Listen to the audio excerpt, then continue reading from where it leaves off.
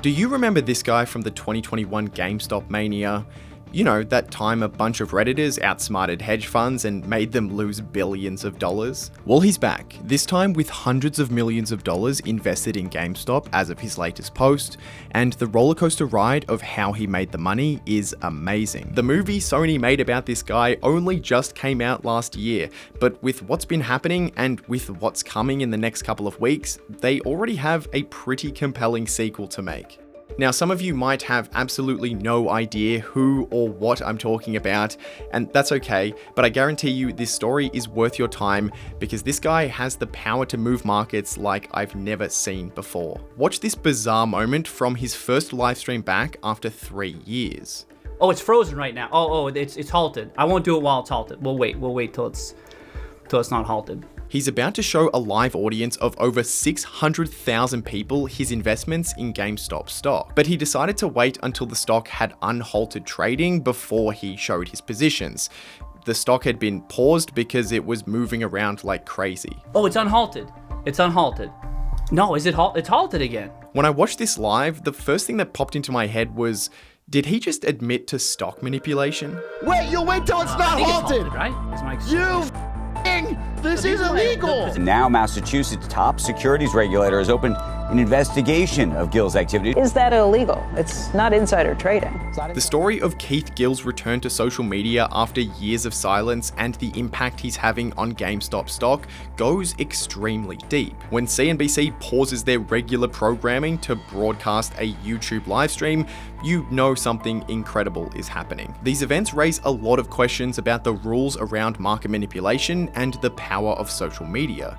And it's a story that's only just beginning. So let me take you through all of it. And I'm going to start with a quick recap of how we got to where we are today. This is Keith Gill, who goes by Roaring Kitty on YouTube and DeepFValue on Reddit. In late 2019, he invested $53,000 in GameStop call options. He paid 53 cents per share for the right, but not the obligation to buy GameStop stock at $8 per share before the 15th of January 2021. At the time, the stock was trading at about $4, so he was betting on a fairly considerable increase in the stock's price. By September 12, 2019, he'd already doubled his money, but if that wasn't exciting enough for you, by January 2021, his trade was worth almost $50 million. GameStop was, and in some ways still is, one of the most hated stocks on Wall Street, and so a lot of hedge funds were short selling the stock. Short selling is a way in financial markets that you can bet that a stock will go down. The hedge fund borrows some shares and sells them on the market, and if the stock declines in price, they're able to buy back the shares at a cheaper price, return the shares to the lender, and keep the difference as profit. But on the flip side, if the stock was to rise very quickly, then the hedge funds would have to join in on the buying as well, forcing the stock up into a massive upward spiral, which is known as a short squeeze. GameStop was the perfect opportunity for everyday people to band together and stick it to the firms who were profiting from the collapse of a company that was a core part of many people's childhoods. And that's exactly what happened. In January 2021, Redditors and some other retail investors drove the stock to $350 per share. And Gill's bet saw a gain of 155,000%, making him a multi-millionaire. There's a lot more to these events and other events that happened around GameStop stock back in 2021 that I'm not going to go into in this video, but by April, Gill still owned about $35 million worth of the stock. And that was the last post he made on social media before disappearing for years. The story was made into a movie called Dumb Money, and up until April this year, GameStop stock had continued to fall another 70%. But after more than 3 years of radio silence, the GameStop story entered its second chapter. In early May, GameStop stock started rising again, jumping 50% in the first few days of the month. And then on May 13th, Keith Gill, aka Roaring Kitty, returned to social media for the first time in years, posting this image on his Twitter account, a gamer sitting up in his chair, which many quickly interpreted as him getting more serious about GameStop stock again. According to CNBC, the post got over 60,000 likes in a matter of hours, and it drove the stock up 75% in a single day. The surge was so sharp that trading on the stock had been halted multiple times throughout the day. Roaring Kitty then continued to post a string of cryptic memes, all different clips from movies, scenes that all followed the same theme: a return, a comeback. So the excitement only grew. Over the 2 days, the stock rose from $18 per share to almost $50 per share, a 350% increase from the beginning of the month. This was the first of 2 price peaks that would ultimately occur. On May 17th, 4 days after Roaring Kitty's return, GameStop announced they planned to sell 45 million new shares. The story of GME stock is so chaotic that at times you kind of forget that there's an actual business behind this stock, a business that ultimately has been struggling. GameStop needs cash to help transition its business into the digital age, and they took the opportunity to raise some capital from investors. Generally speaking, this is considered to be bad for investors because the new shares dilute the value of each share. You just think of a pizza that's cut into more slices. Each slice now represents a smaller piece of ownership. By May 23rd, the stock had fallen back down to $18, and the next day, GameStop announced they had successfully sold 45 million shares and raised almost $1 billion. But as I said, this was just the beginning. On the first day of June, some Redditors noticed that there was some very significant activity happening on the options chain. That's the daily record of these sorts of short-term bet contracts being offered to the market. Now, I'll admit I'm certainly no expert at analyzing options chains, and that's really because most of the time it's kind of useless. You can't even see who is placing the bets. But basically, there was a huge amount of a very specific bet being offered to the market. June 21st call options with a strike price of $20. About 120,000 contracts higher than normal. Naturally, it was highly speculated that this could be Roaring Kitty himself, and on June 2nd, Roaring Kitty made his return to Reddit. Using his previous account, DeepFValue, he posted a screenshot of his investment in GameStop to the subreddit Superstonk. It showed that he held 5 million shares of the stock at a price of $21.27, and yep, you guessed it, another 120,000 call options that expire on the 21st of June this year with a strike price of $20. In total, he bet $174.5 million on GameStop, a large portion of which would expire worthless on the 21st of June if the stock wasn't higher than $20. The next day, he posted showing that the bets were now worth $260 million, almost $100 million profit.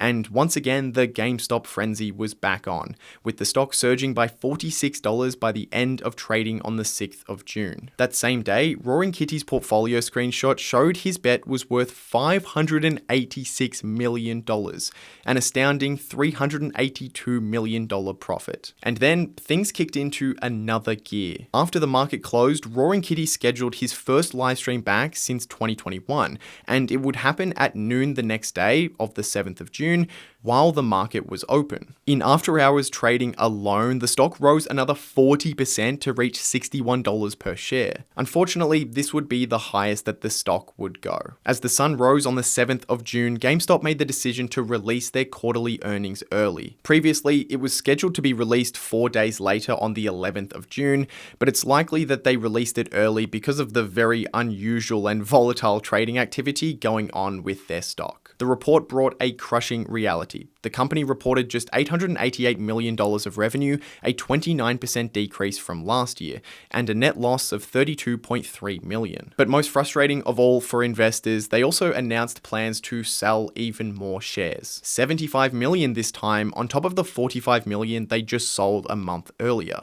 The stock cratered 40% as the market opened on the 7th, and by midday, down another 20% from $61 to $31 per share. Which of course now brings us to the infamous Roaring Kitty stream. And once he went live at around 12:30 PM ET, there was almost 500,000 people watching. The stream was kind of odd. He didn't really have a plan, he had the GameStop live stock price on the screen, and he did talk about the stock a little bit. He didn't have anything specific to say about his call option option bet that was going to expire a couple of weeks later, but instead he told people to check out his previous streams where he had explained his GameStop thesis in detail, and that the new CEO Ryan Cohen is a large part of his confidence in the company turning around. He seems like the type of guy. He seems like he has those characteristics, and the way he approaches this seems like he might be able to do this, but again... He did answer some important questions though, such as confirming that the hundreds of millions he's invested is in fact all his money, that he doesn't have any institutional backers. These are the accounts I'm showing, and my positions are mine, you know? It's like, those are my positions. I'm not working with anybody else. And then he said he would show his positions in GameStop live on the stream, but not before the stock was unhalted. I won't do it while it's halted. We'll wait till it's not halted. GameStop was having one of its most volatile days ever, with the stock experiencing 17 different 5-minute halts, 7 of which occurred during the stream. At first, it did strike me as kind of odd that he didn't want to show the positions while the stock was halted, as if he was waiting for trading to be active so that maybe he could influence the stock price. And I wasn't alone in this thought. Yeah, that sentence will probably pretty get him in similar to trouble. last time. But there's actually a fairly reasonable explanation for why he said this. Apparently, when a stock is halted, E-Trade won't show the positions in your account. See, I wait until the halt because if it's halted, it doesn't show the stuff. So it needs to be unhalted. I don't know why it does that. It just is. Sure, you could say this is just a cop-out, but the way he reacts in this next clip makes me think he's actually being genuine. Let me refresh. Oh, we got it. All right, I'm going to bring it over. Don't hold it, don't hold it. There you go. All right, there you go. Is it on the chat? But regardless, he was able to show that he still holds all of the shares and options bets that had been previously shown, now worth $350 million, and shockingly, down $235 million just in that day. I don't know how that man can sit there live in front of 500,000 people so calmly after losing $250 million in a matter of hours. I've certainly watched my fair share of CEOs doing an interview or a press conference and watching the stock go down live, but this was something else. The stock started the stream at $31 per share, already down 32% from market open, and it continued to slide to 28 by the end, billions of dollars in market value wiped out in under an hour. Naturally, the live stream and Roaring Kitty's activity on social media has once again raised a lot of questions around market manipulation. In fact, multiple former SEC lawyers have stated that the SEC is almost certainly investigating Roaring Kitty's involvement in the recent volatility. Massachusetts securities regulators will be looking to see, is he potentially coordinating with other people? Is he engaged in any kind of illegal conduct? This is the legal definition of market manipulation in the US.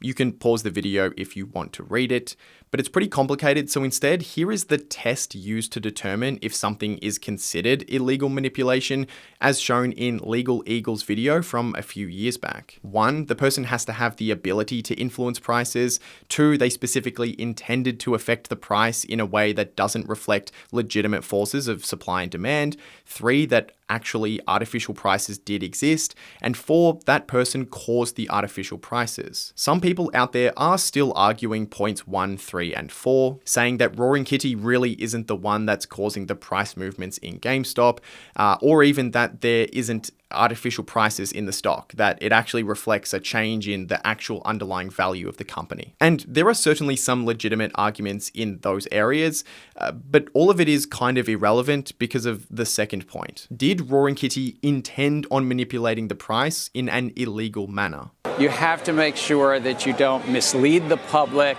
and that you don't in any way do things in the markets that may be manipulative or misleading. And so that's the key thing in our capital market. Market manipulation is extremely hard to prove because it often comes down to figuring out the motivations of the person. If we for a second assume that there's absolutely no collusion going on behind closed doors, then the SEC's role here would essentially be to prove that even though he's acting alone, that he was trying to intentionally, artificially pump up the stock price. All he's done so far is post some memes and disclose his positions, something that he didn't even need to do legally speaking. And in his live streams, dating back to 2020, he's always made a genuine case for the value of GameStop being higher than the current stock price. What makes this a brand new challenge for the SEC is that Roaring Kitty's disclosure of his trades is the reason that people think he's manipulating the market. It can't be illegal to simply speak about a stock, otherwise shows like Jim Cramer's also couldn't exist. Wait, that actually might not be a bad idea. And I'm sure you could make the argument that Jim Cramer isn't buying the shares and then going on TV and talking positively about them, but then why the hell would you listen to a word he says anyway? If he thinks a stock is so good that he's smashing a button that says buy, buy, buy, he better damn well own it himself. I hope it's clear here that I'm not saying Jim Cramer's show is a good thing or that he's some kind of oracle that we should follow. I'm just trying to point out his hypocrisy. You could definitely make an argument for the need for stronger regulation around market manipulation, especially in the internet age. But it's just so hard to pin down in legislation without restricting the free spread of information. As I'm editing this video, GameStop stock sits at $29 per share, rising 15% today after Roaring Kitty revealed his latest portfolio update. Once again, options chain detectives had worked out that he had sold at least some of his options contracts, which was confirmed in his post. He sold about 2/3 of his short-term June 21st bets and used the money to exercise the remaining third, meaning he now just directly holds 9 million shares of GameStop worth about $260 million.